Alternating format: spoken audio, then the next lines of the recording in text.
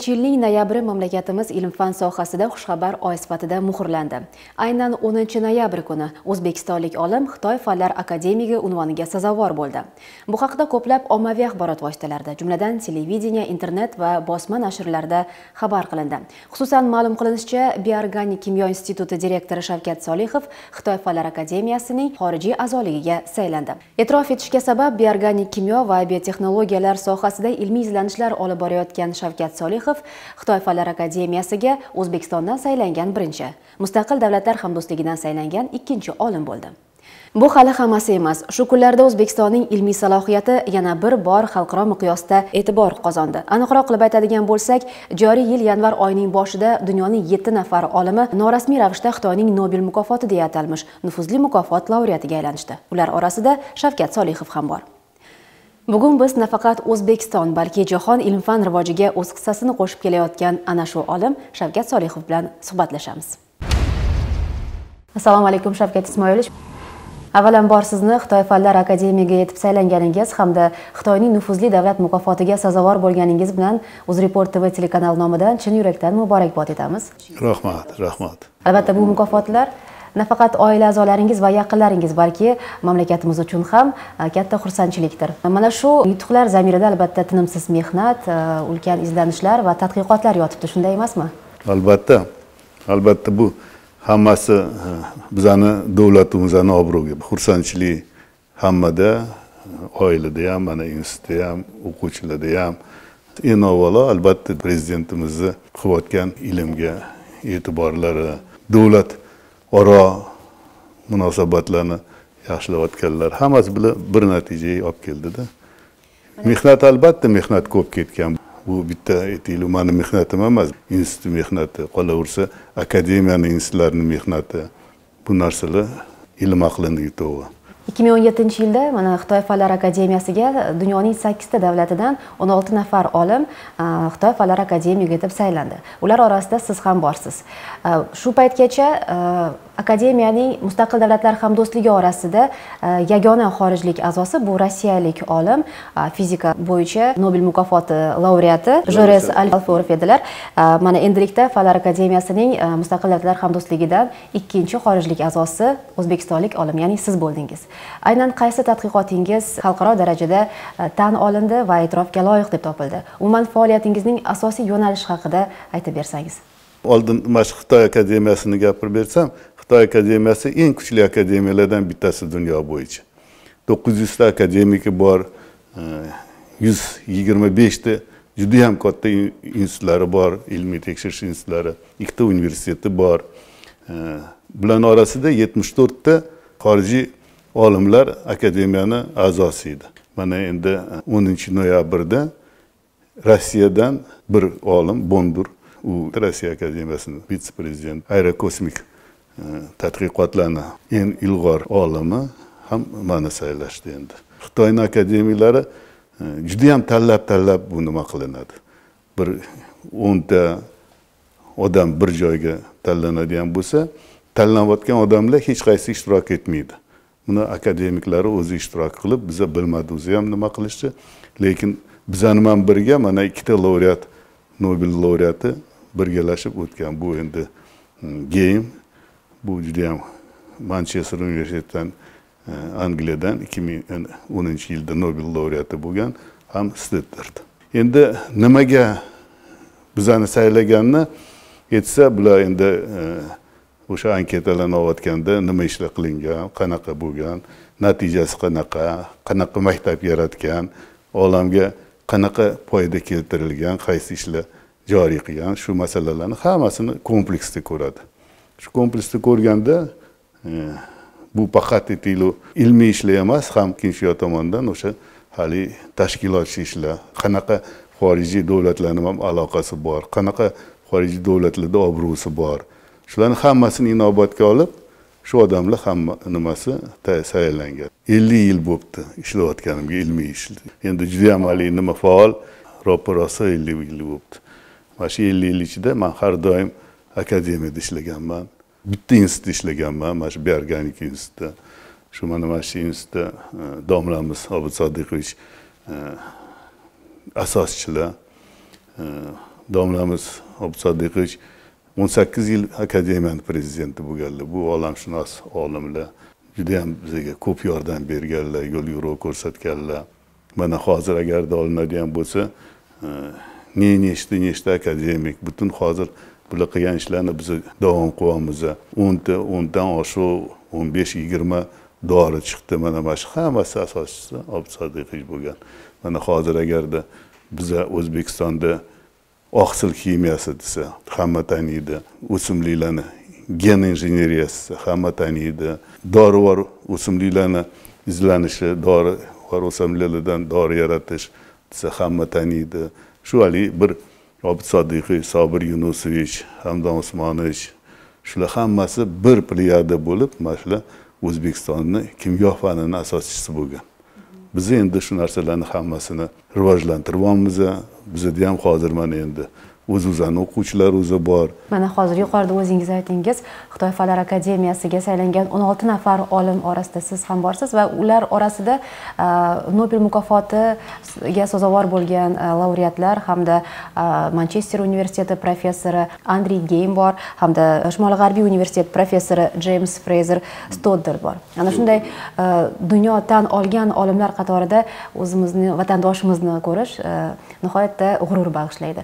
O'zingiz shu haqda fikrlaganingizda xayolingizdan qanday o'ylar o'tadi? Unaqa hali ularga teng bo'laman degan nimada unaqa fikrlar yo'q, ochib aytsa. Nobel laureatiga sazovor odamlar juda ko'p olimlarda. Lekin juda kam odam oladi. Mana Ginsburg bor edi, fizika instituti bor, akademiya nauk. O'sha odam Nobel laureati bo'lgan. Bu odamda nimaga sizga Nobel laureati deb ta'kidlashayotganda Ginsburg aytganki, bu degan mandagi olimlar juda ko'p edi degan, manisida birga ishlaganlar, shunaqa bular ham sazovor edi dedilar. Lekin men ko'p yil yashadimda, o'shanga menga Nobel laureati berishdi deb hazillashgan. Bu ham omadga bog'liq. Men yoshman, 75-yilda Nobelskiy laureat Nikolay Semyonov bo'lgan. Bu odam o'shali kimyogenetika degan fanning asoschisi bo'lgan, mana shu tsepnoy reaksiyani nima qilgan. O'sha odam 75 yoshida bu yoqqa kelgan. Bir hafta birga yurganmiz. Men kimman, 75-yilda men 31 ga kirgan bir yosh olimman. Bitta Nikolay Semyonov. Endi o'sha vaqtida menda shunday ta'sirotlar, ilmda albatta shu mulohaza bo'lish kerak.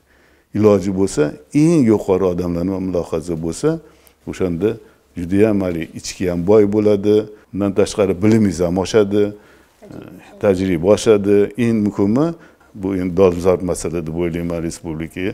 Shunaqa katta juda ham yuqori saviyada mana shunaqa yig'ilishlar, ilmiy yig'ilishlari ko'paysa, biz mana shu yoshlarni shunga jalb qilsamiz, yoshlar agarda nima mashlarni ko'rib, mana shunaqa ishlar bor ekan, chet ellarda borib mana shunaqa nima qilsin, men o'ylayman O'zbekistonning fani juda ham rivojlanadi. Bundan avval 2017-yilning may oyida Xitoy Fanlar akademiyasining xalqaro ilmiy hamkorlik uchun mukofotiga sazovor bo'lgan edingiz. Shu haqida ham ma'lumot berib o'tsangiz. Endi bu Xitoy Fan akademiyasini biz birga ishlaymiz. Mana hozir o'zida 40 ta 50 ta yosh o'quvchilar ulardan, bizdan bir Xitoyda ishlashyapti, bir bu yerda ishlashyapti. Men bir ikkita fan nomzodini ham tayyorladim, fan doktorini ham tayyorladim Xitoyga. Bu yoqqa borganda albatta seminarlar qilamiz, gaplashamiz. Undan tashqari biz hozir mana bir 10 tadan ko'p hozir dori vositalarini yaratyapmiz. Mana hozir grippga qarshi biz bitta dorini chiqarganmiz endi. E'tirof etish joizki, sizning sa'y-harakatlaringiz bilan Xitoy Fanlar akademiyasining mamlakatimizda birinchi xorijiy markazlaridan bo'lgan dori preparatlarini tadqiq etish va ishlab chiqish Markaziy Osiyo markazi tashkil etilmoqda. Yo'lga qo'yilishi rejalashtirilayotgan mazkur markazning faoliyati nimalardan iborat bo'ladi? Bu ham bir juda ham muhim narsa. bu hozir mana shu 2 yil 3 yil oldin Xitoy akademiyasining prezidenti keldi deb Bayjonli. Men bu yerda hammasini tanishtirdim, ilmni tanishtirdim, qilayotgan ishlar o'zini tanishtirdim. Bular hozir Sinzyapin ulug' Ipay yo'lini model olib One Belt, One Road deb qilgan. Bir maqom, bir yo'l. Bir maqom, bir yo'l deb nima qilinganda hamma sohada innovatsion markazda bo'ladi. Turizm bo'ladimi, ilm bo'ladimi? Mana shunaqa sentrlar 50 ta mo'ljallashyapti bular. Har xil davlatlarda. Yo'l bo'yida. Mana endi bu yerda ko'p qidirishdi, qat'iy qilishdi. Qozog'istonga bordi, Bayjonli. Qozog'istondan bizga keldi. Bizga kelgandan keyin hammasini ko'rdi-da, "Men bu yerda professor Salihim sizlarni ham qilaman" dedi. "Nimani qilamiz?" dedi. Men aytdimki, "Mana O'zbekiston eng kuchli fani hozircha bu dedim dori dedim. Bizani original dorilar mana o'simlik kimyo institut, bizani institut, Farm institut. Bizani eng kuchli fanlardan bittasi albatta o'sha o'simliklardan dori olish masalasi. Dorini original dorilarni nima qilish. Ko'p davlatlarda bu narsa yo'q. Mana agar olinadigan bo'lsa, O'zbekiston shu sohada balki birinchi o'ntaga kirar. Ko'p bu yerda dorivor o'simliklar. Mana biz hozir o'sha sentrni qilamiz. Undan tashqari bu institut Xitoyning sentri bo'ldi. Keyin o'simlik kimyo instituti bo'ldi. Bularga investitsiya qilindi. Bu yerda bular kattakon markaz qilyapti. Biomeditsinskiy sentr. Bu meditsinskiy sentrda eng yaxshi diagnostik sentr bo'ladi. Hozir 10 million dollarga uskuna olishyapti. 15 milliondan 20 milliongacha ketkazishdi. Bino tayyor. Xudo xolasa yil oxirigacha albatta bo'lmasa yozgacha bitadi bu narsa. Yoniga farm zavod qo'yishdi. Uning orasida Sharq tabobati, G'arb tabobat nimasini hammasini kompleksida kattakon poliklinika, больница bo'ladi. Mana hozir pediatriya institutining qarshida kattakon bino qurilyapti. Qurilib bo'ldi endi, hozir oblitsovkalar qilinyapti. Hozir investitsiyani olib keladigan bo'lsa, hammasi bo'lib 30 milliondan ko'p investitsiya bo'ladi bu. Bizga foydasi nimada? Birinchidan bizning xalq o'zi, Xitoyning xalqi kelib bu yerda nima qilmaydi? Eng yaxshi doktorlarni bu yerga yuborishmoqchi. Pekindan, Shanxaydan, men o'ylayman, qancha bunaqa ko'p sentr bo'lsa, o'shancha birinchidan arzon bo'ladi, o'shancha zo'r bo'ladi. Shavkat Ismoilovich, mana siz erishgan yana bir ulkan yutuqlardan biri bu yaqindagina Pekinda Xitoy Xalq Respublikasining ilm-fan va texnologiyalar jabhasidagi davlat mukofotiga sazovor bo'lganingiz bo'ldi. E'tiborlisi, ushbu mukofotni sizga Xitoy Xalq Respublikasi Davlat Kengashi bosh vaziri Li Keqiang shaxsan topshirdi. Demakki, sizning yutuqlaringiz, sizning qilgan ishlaringiz yana bir bor xalqaro miqyosda tan olindi. Ushbu mukofotni yana norasmiy ravishda Xitoyning Nobel mukofoti deb ham atashadi. Shunga izoh berib o'tsangiz. Bu juda ham nufuzli mukofot, juda ham katta mukofot. O'sha 7 ta odam ichida mana 4 tasi Amerikadan olim, bittasi Shvetsiyadan olim, bittasi Angliyadan olim. Mana endi o'sha 7 taning ichida men ham oldim. Endi bu juda ham katta nufuzli premiya ekan. Endi buni niye Nobel deydigan bo'lsa, Xitoyliklar ham olishdi. 12 ta odam Xitoyliklar bu premiyani olishdi. Birinchi, ikkinchi, uchinchi stependa.